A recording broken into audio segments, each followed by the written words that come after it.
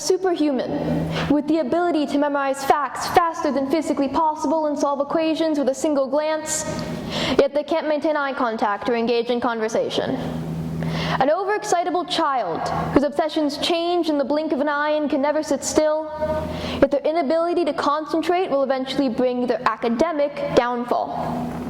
A teenage girl who prefers the quiet peace of literature above socialization, yet this pushes away all possible friendships. Every one of us will read hundreds of books in our lifetime, watch thousands of movies, will learn every one of these common character tropes. But will we ever realize exactly where they come from, and, more importantly, how damaging they can be to a certain community? Neurodivergent individuals are those whose brain functions differ from what society has considered normal. You've all probably heard of a few of the disorders that encapsulate it: autism, ADHD, anxiety, depression. We often toss around these terms without knowledge of the nuanced ways in which they function. If you have access to social media, chances are the amount of times you've heard them have increased exponentially. And chances are you don't actually know what they mean.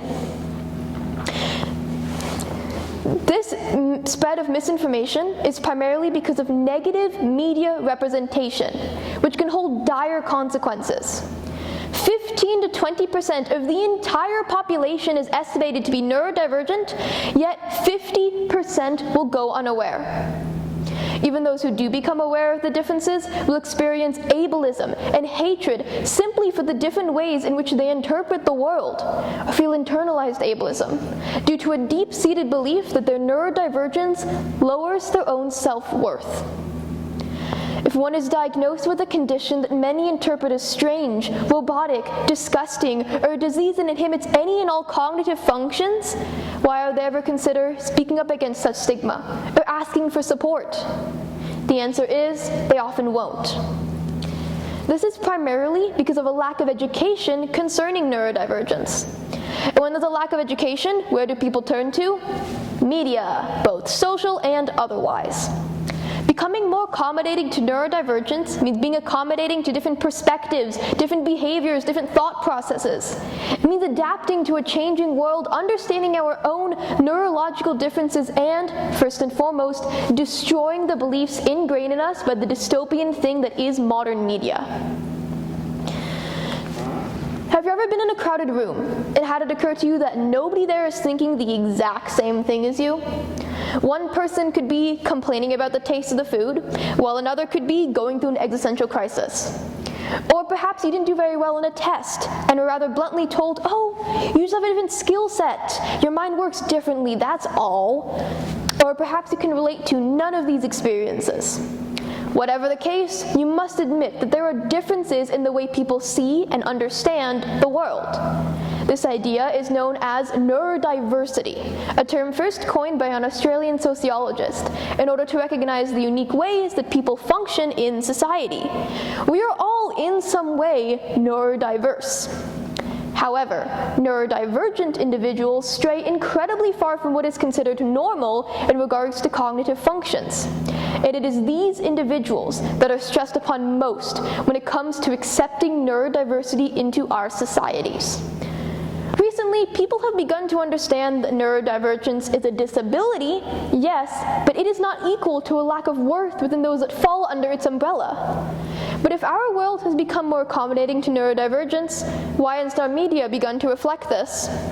The answer is because of stereotypes constantly perpetuated throughout entertainment-based media. Stereotypes are everywhere, in movies, TV shows, even video games. The media enjoys profiting off of them, as they feature the most easily graspable version of a marginalized community. The majority of individuals would rather see simplified or comical versions of neurodivergence than be greeted with the realities of struggling with such disorders. However, this can hold extreme negative consequences. Every time that you consume media with stereotypes, your mind tucks this negative representation away and, when relevant, resurfaces it as subconscious bias.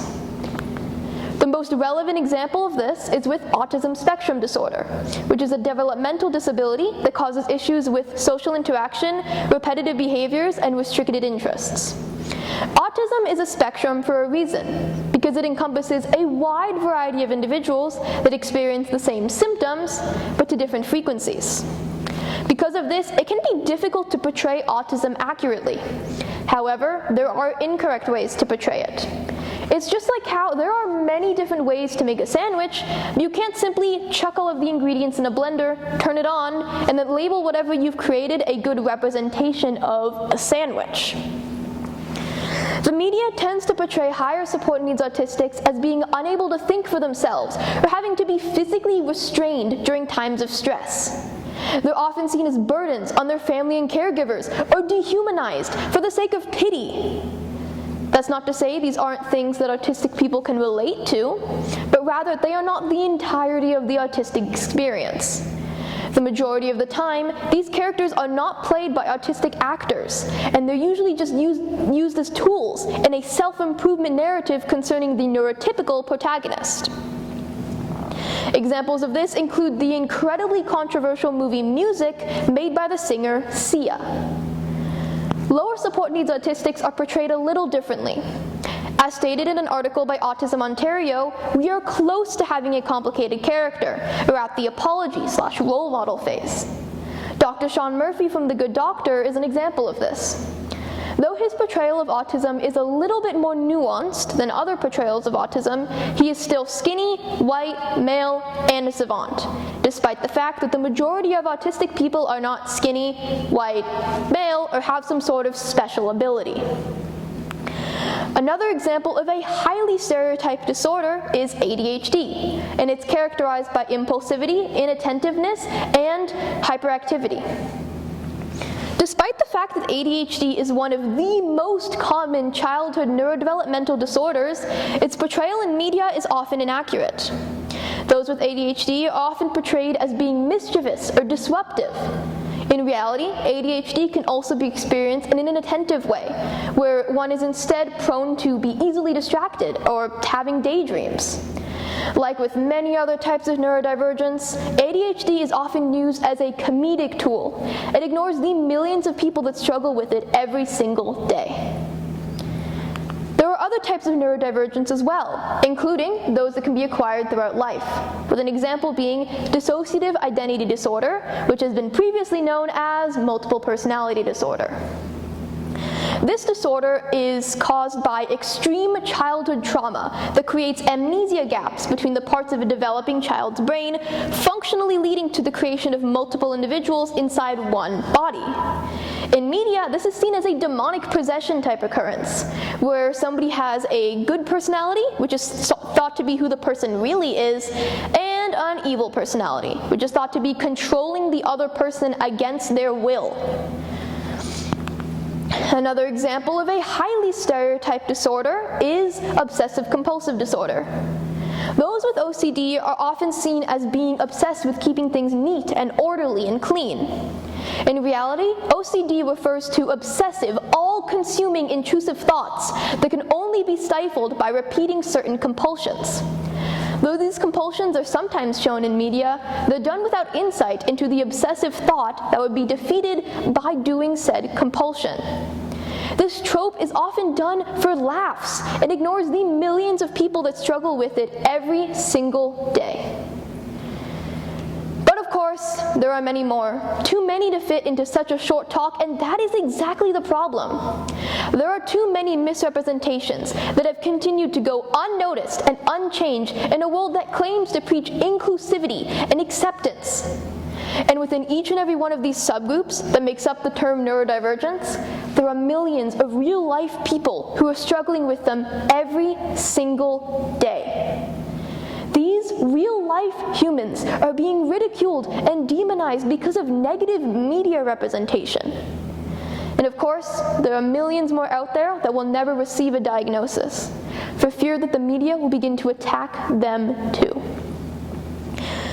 Well, Arianna, you've been talking a whole lot about entertainment-based media, like movies and TV shows, but what about social media? After all, isn't 90% of all Canadians estimated to be on some type of social network? To that, I'd agree. Social media can be a gift to the neurodivergent community, as it offers a way to make information accessible and creates a sense of community between those that are struggling. However, there are downsides to how it's used for representation.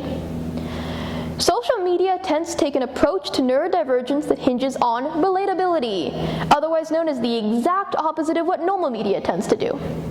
While regular media tends to exaggerate certain aspects of neurodivergence, focusing mostly on the extreme negatives of such disorders, social media tends to broaden certain symptoms in order to make them palatable to the general public, functionally removing the disorder aspect of these mental disorders. An example of this is with the term hyperfixation, which is used by those who have ADHD. However, it's become so generalized on social media that many believe any obsession could count as a hyperfixation. However, the main usage of this term is to underline that neurodivergent obsessions often limit their ability to function. You might have an obsession with a TV show and would rather watch it than do your homework, but it'll most likely never be constantly filling your thoughts to the point where your only source of happiness is that television show. You'll most likely never forget to eat, sleep, or hydrate because you're too busy consuming every part of that media that you can find. At the end of the day, social media will continue to misrepresent neurodivergence despite efforts to stop this from happening, and it's important to keep this in mind when scrolling online. Well, why is this important, you may ask? Why should we try to stop this negative representation from occurring anyway? Well, to that, I'll say that positive media representation can increase awareness and understanding from the general public. The majority of people want to learn, and simply haven't because they haven't been given the tools necessary to understand. If you increase the amount of positive, realistic media representation, you will likely decrease the stigma surrounding it and encourage acceptance of neurodiversity in society. Furthermore, it can help combat internalized ableism, aid in the journeys of those who haven't yet realized they might be neurodivergent, and over time, even make the diagnosis process more accessible.